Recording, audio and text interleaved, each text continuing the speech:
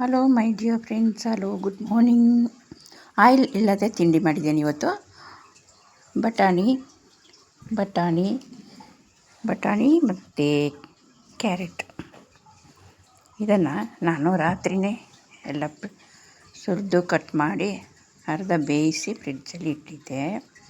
ಅದನ್ನು ಬೆಳಿಗ್ಗೆ ಸ್ವಲ್ಪ ಓಟ್ಸನ್ನ ಬಿಸಿ ಮಾಡಿ ಬಾಯ್ಲ್ ಮಾಡಿ ಅದರೊಳಗಡೆ ಮತ್ತೆ ಇನ್ನೊಂದು 5 ನಿಮಿಷ ಬೇಯಿಸಿದ್ದೀನಿ. ಓಕೆ, ಇದು ಫ್ರೆಶ್ ಆಗಿರುವ ತರಕಾರಿಗಳು.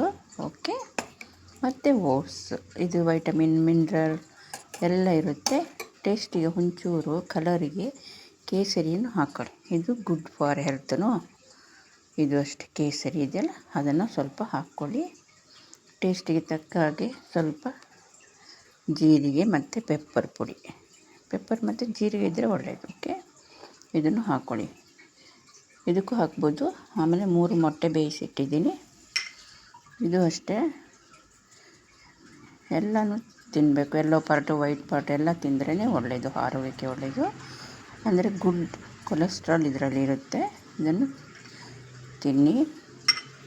ಆಮೇಲೆ ಇದಕ್ಕೆ ಹುಳಿಗೆ ಬೇಕಾದರೆ ಲೆಮನ್ ಇದು ಎಳ್ಳಿಕಾಯಿ ಅಂತ ಹೇಳ್ತೀವಲ್ಲ, ಅದು ಅಷ್ಟೇ. ಇದರಲ್ಲಿ ಎಲ್ಲ ವೈಟಮಿನ್ಸು ಮಿನರಲ್ಸು ಎಲ್ಲ ಇರುತ್ತೆ. ಇದು ನಿಮ್ಮ ಡಯಾಬಿಟಿಕ್ ಡಯಟು ಆಗ್ಬೋದು, ಆ್ಯಂಡ್ BP-ಗೆ, ಡಯಾಬಿಟಿಕ್ಕಿಗೆ, ಎಲ್ಲ ಥರದ ಅನಾರೋಗ್ಯಕ್ಕೂ ಇದು ಒಳ್ಳೆಯದು. Thank you so much. Thank you. ಇದು ಹಾಟ್ ಬಾಕ್ಸಲ್ಲಿ ಮುಚ್ಚಿಟ್ರೆ ಮತ್ತೆ ಕುದಿಸ್ಬಾರ್ದು. ಹಾಟ್ ಬಾಕ್ಸಲ್ಲಿ ಮುಚ್ಚಿಡಿ, ಮಕ್ಕಳು ಎದ್ದು ತಿಂತಾರೆ. Okay, thank you so much.